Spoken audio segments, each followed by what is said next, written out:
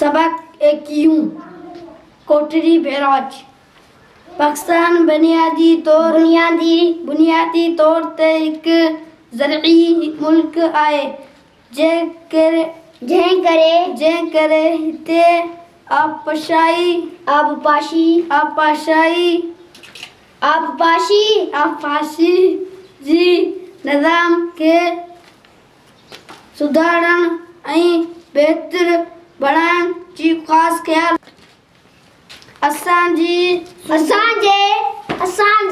असांजे सूबे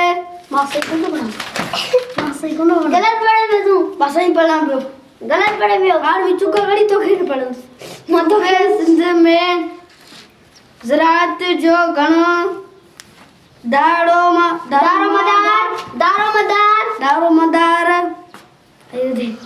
दारोमदार